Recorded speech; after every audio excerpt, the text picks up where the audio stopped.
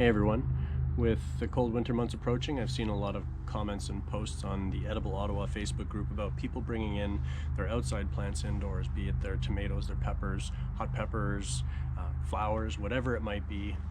What I find myself consistently warning people is that if you bring those outdoor plants inside, you're also bringing in your outdoor pests inside, like aphids, fungus gnats, whiteflies, spider mites.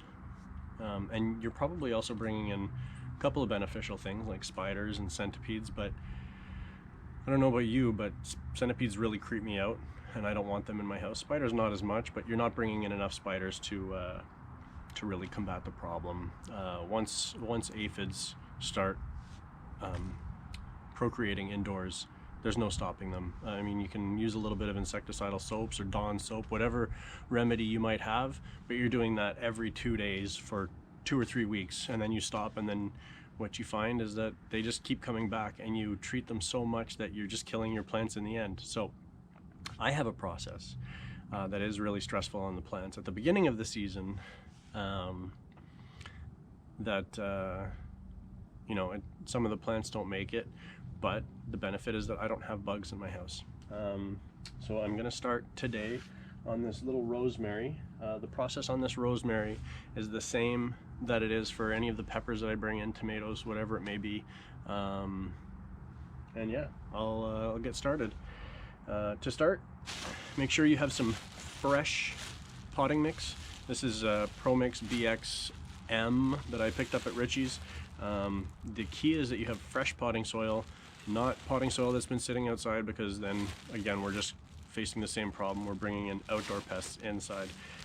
So fresh potting soil, a couple of fresh pots, and shovel, and we'll get started.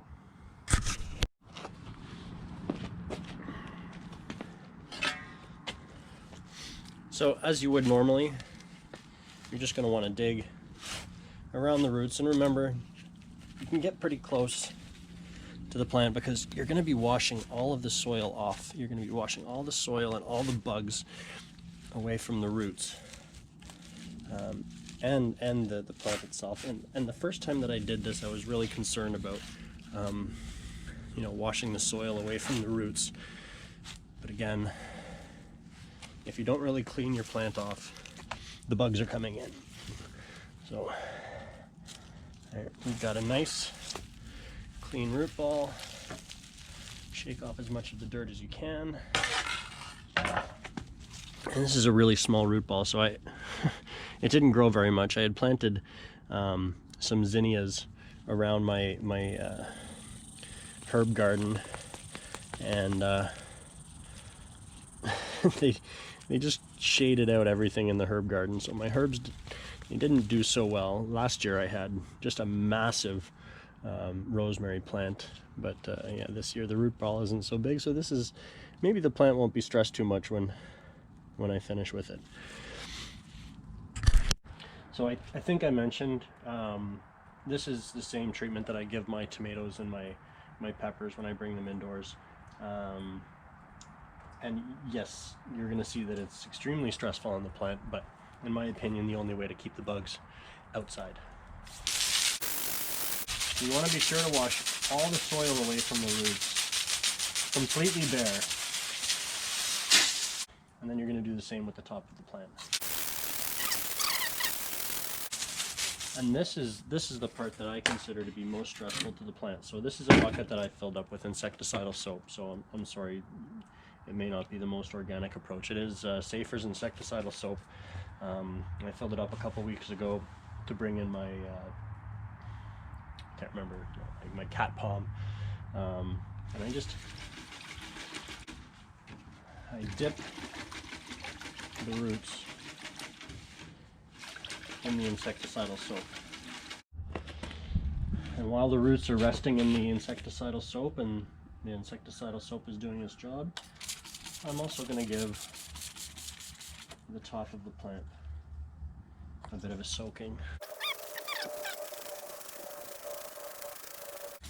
Now I kind of feel silly because I'm spraying my rosemary with the insecticidal soap, and the next step is actually to prune all the excess foliage but now I've kind of contaminated it. I can't eat this for a couple of weeks at least. You know, there's not going to be any rain to wash off the soap, so I might not be able to eat this rosemary until halfway through winter. Maybe I'll be a little more careful with my next one. The quicker you rinse this off, the less stress you put your plant through, because it is a chemical.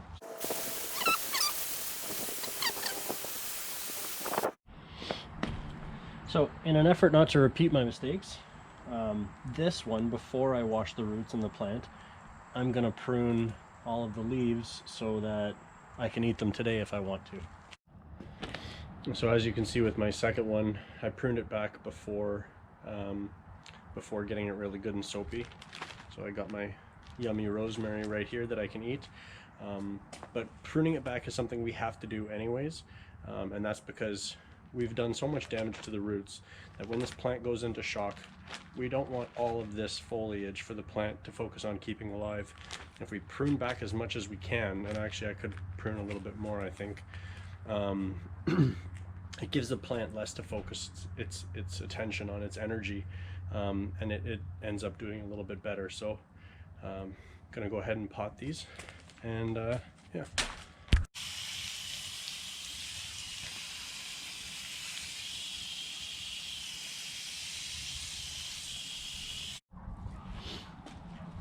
So I wasn't intending to winterize a pepper plant this year, but I really didn't want to let this one go. This was given to me by a friend.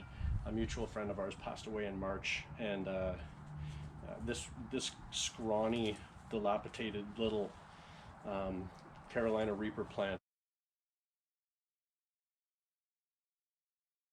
or a variation of Carolina Reaper, it looks more like a ghost if you can see that. This was left behind in his house, and she gave it to me and said, if anyone can bring it back to life, it's you. And so I did, and this plant was just a monster, and too much for me to let it go. I'm going to give it a shot and see if I can bring it for survival throughout the winter.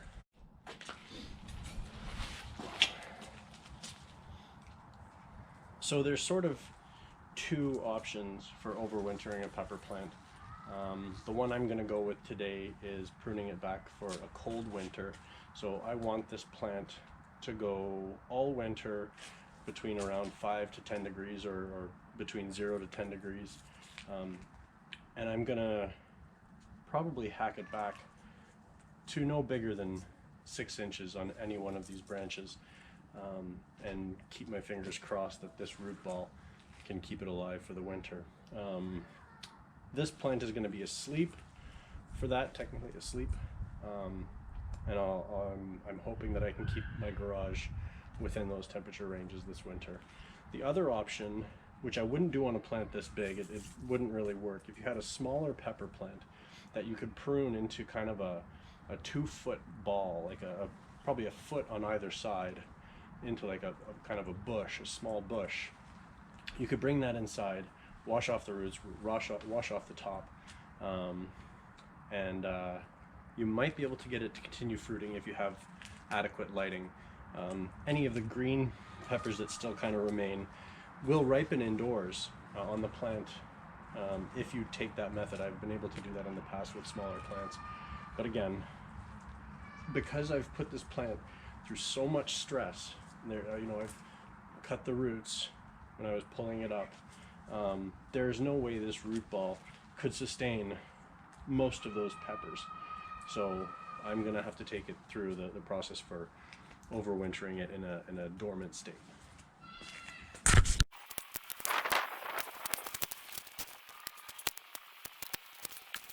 So as you can see, I've pruned it back really hard. I'm gonna prune it back a little further. As long as these stems are green by the springtime, they will produce new shoots. And again, I'm gonna try as hard as I can to keep them in a dormant state throughout the winter, so that they're ready to go, ready to kind of recuperate and regain their energy over the winter, and then give them a whole bunch of feedings and a whole bunch of light in the springtime, and they're gonna shoot out some beautiful new shoots.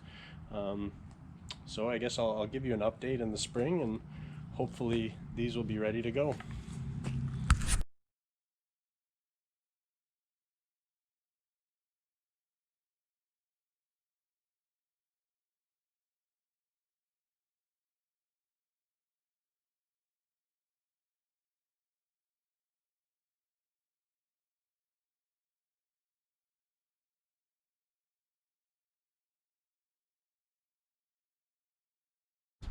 there you have it, folks. My plants are clean as a whistle. As you can see, I was super thorough. Nothing lived through that process. There were no bugs living through that process. You know, you might think it's a bit extreme on the plants, and it is really hard on the plants, as I mentioned. But in my eyes, it's better for me to be doing this now, spending 2 hours fighting the bugs outside, getting rid of them. You know, I risk losing my plants, but I'm not going to be fighting those aphids indoors for months on end, only to end in heartbreak at the end of the winter. So leave me some comments down below about what you guys have done, if you guys brought in your plants, if you guys had aphids, if you took winterizing steps like I did, if you didn't have any bugs come indoors. I'd love to know in the comments down below, and if you enjoyed my video, hit like and subscribe, and winter's coming, so good luck.